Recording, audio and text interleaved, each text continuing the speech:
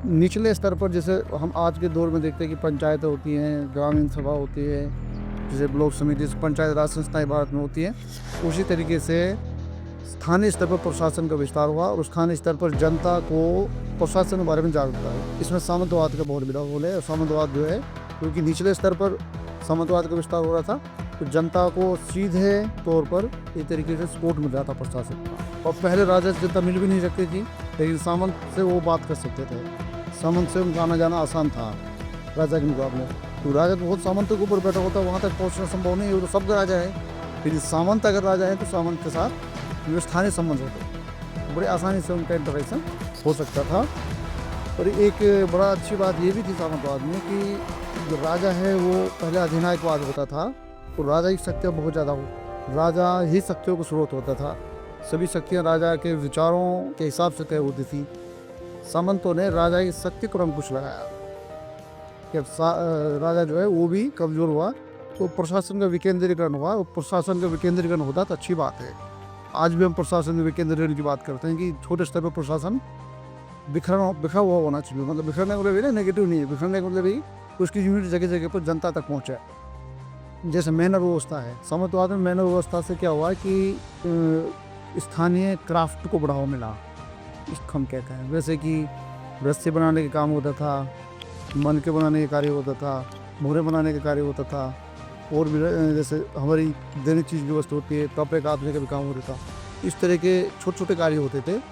उस सबसे क्या हुआ कि लोकल स्तर पर लोगों को इस तरीके की कलाकारी के बारे में जानकारी हुई और कारीगरी बहुत अच्छी मजबूत बनी। इससे लोग अपनी आवश्यकताएं खुद पूर्ति करते थे और इसके लिए उन्होंने दुनिया पर निर्भर नहीं रहते थे।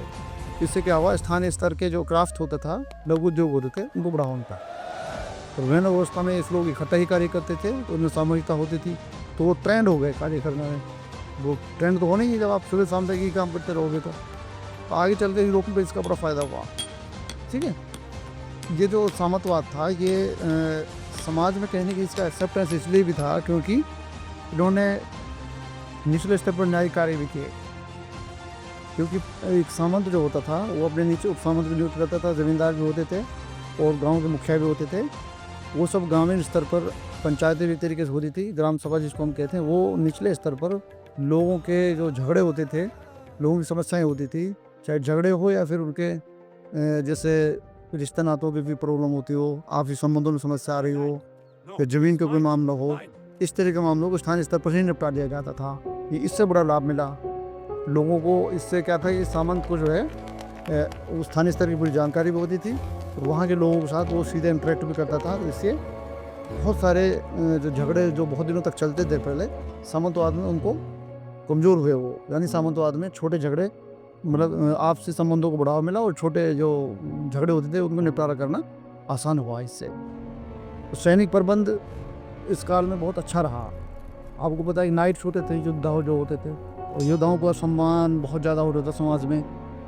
नाइट्स का मेन पर्पज़ क्या था? नाइट्स का पर्पज़ था कि ये राज्य है उसकी रक्षा करना और वहाँ के नागरिकों को अधिकतम सुविधाएं प्रदान करना, ताकि वो बाहरी आक्रमण या किसी युद्ध से परेशान ना हो। तो नाइट्स का एक बहुत बड़ा रोल इस काल में था। इसलिए घुड़सवारी करना और नाइट्स का जो है नाइट्स बनना, ये युवाओं का एक बहुत बड़ा सपना होता था अच्छे नाइट्स बने, क्योंकि नाइट्स का बड़ा सम्मान था समाज में। इसलिए इस अवस्था में नाइट्स की भूमिका भी समाज के लिए बहुत अच्छी थी और वो सारी पृष्ठभूमि को जानते थे और अपने साम्राज्य की रक्षा करना, अपने जो सामंती राज्य था उसकी रक्षा करना उनके लिए बहुत आसान था। ठीक है, इसके साथ साथ कहते हैं कि नगरों का विकास भी हुआ। नगरों का विकास जब ज़्यादा सामंत होंगे तो अपनी राजधानी बनाएंगे, राजधानी बनाएंगे तो नगर बनेंगे, फिर नगर बनेंगे तो वो नगरी पे उनको बढ़ावा मिलेगा। ये कहा जाता है कि इंग्लैंड का वारविक, जर्मनी का फ्रैंकफर्ट और फ्रांस का एक्सेप्ट नगर इसी काल में विकसित थे और ये नगर आज भी अपनी महत्ता को बनाए हुए हैं। सामंतवाद में कला का विकास हुआ। किन किन का?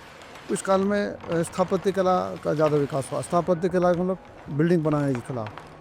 बिल्डिंग बनाने की कला का विकास ज़्यादा क्यों हुआ? क्योंकि जो सामंत ज़्यादा होते थे और हर सामंत अपना एक सुरक्षित किला बनाता था। स्थापत्य कला की यहाँ पर दो शैलियाँ थी।